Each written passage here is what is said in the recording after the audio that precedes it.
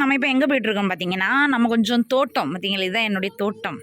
என்ன அழகாக சுற்றி இந்த சீலையெல்லாம் மறைச்சி கட்டி கல்லெல்லாம் வச்சு என்ன நீட்டாக வச்சுருக்கோம் பார்த்தீங்கன்னா, தோட்டம் யாருக்கெல்லாம் பிடிச்சிருக்குன்னு சொல்லி கமெண்ட் பண்ணுங்கள் ஃபஸ்ட்டு.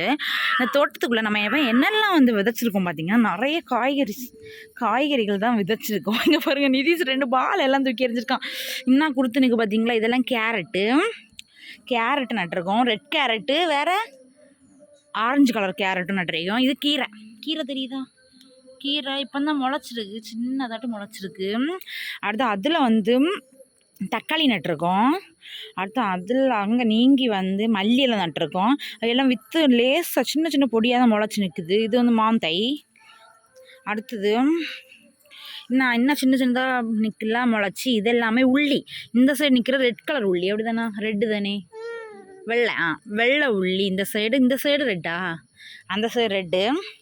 அடுத்து உப்பு கூட்டம் போல் வச்சுருக்கோம்ல, அது என்னன்னு பார்த்தீங்கன்னா பீட்ரூட்டு நட்டுருக்கோம், காலிஃப்ளவரு, முட்டைகோஸு, இதெல்லாமே மண்ணு கூட்டம் வச்சுருக்கோம். இப்போ சிம்பிளாக தான் மண்ணு கூட்டம் வச்சுருக்கோம்.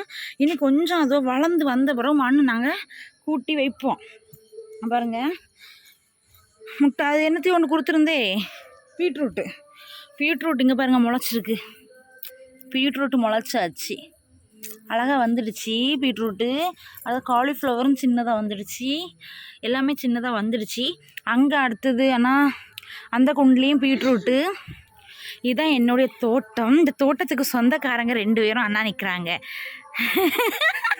சின்ன தோட்டம் என்ன அழகாக இருக்கையா.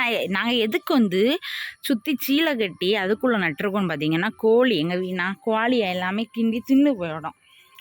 அதுக்கேண்டு தான் நாங்கள் இப்படி நட்டுருக்கோம். பிடிச்சிருந்தா நம்ம சேனலை மறக்காமல் சப்ஸ்கிரைப் பண்ணிடுங்க.